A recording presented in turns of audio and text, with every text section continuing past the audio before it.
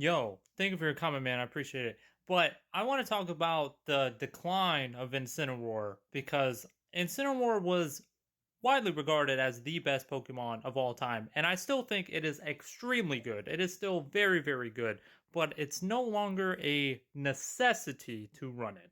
In Generation 8 in Sword and Shield, Incineroar was on 80% of the teams, which basically, if you were not running Incineroar, you're at a disadvantage. Like, pretty much, there is no way else to put it.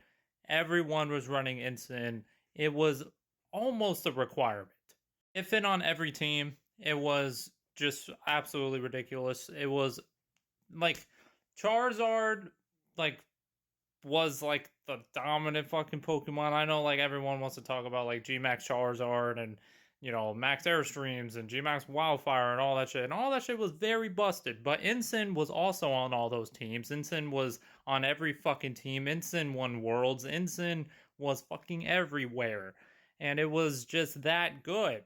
But it received some nerfs in Gen 9. Indirect nerfs, I should say. Not even Incin, but Intimidate in general. Intimidate plus Fake Out received nerfs in Gen 9. Let me explain. So in Gen 9, Incin is known for two things. It's known for Fake Out and it's known for Intimidate. Okay? That's what it does. And in Gen 9, they nerfed both of those things.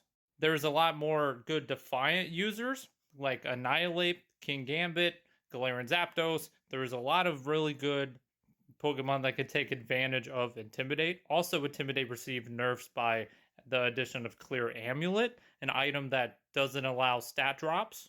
So a lot of physical attackers can just run Clear Amulet and be immune to Intimidate. Also, Inner Focus is extremely common right now in Gen 9 between Dragonite and, Entei and all that shit. Like, Inner Focus is busted, and Inner Focus is now immune to Intimidate. Inner Focus is actually super broken. It's actually arguably the best ability in the game right now because it's actually immune to Intimidate and Fake Out. And it is fucking everywhere. Fake Out also received indirect nerfs in Gen 9 with the addition of Covert Cloak, an item that prevents you from getting faked out or receiving any type of secondary effect from any move. So Mons that want to set up Trick Room or Tailwind or something, they can just run Covert Cloak, like Tornadus, Whimsicott, any of them can just run Covert Cloak, and you don't have to worry about getting faked out. That is a huge indirect nerf.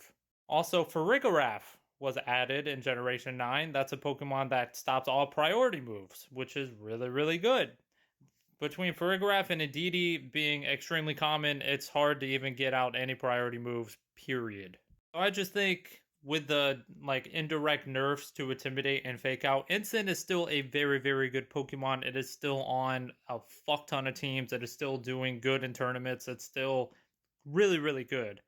It's just, it's fallen off. It obviously from 80% usage down to still 40 some percent. That's a huge mega drop off, but it's still near the top. It's still one of the best Pokemon of all time. And it had an insane run between Gen 7 and Gen 8. Like, those 6 years of just absolute fucking dominance in the competitive scene will not be forgotten.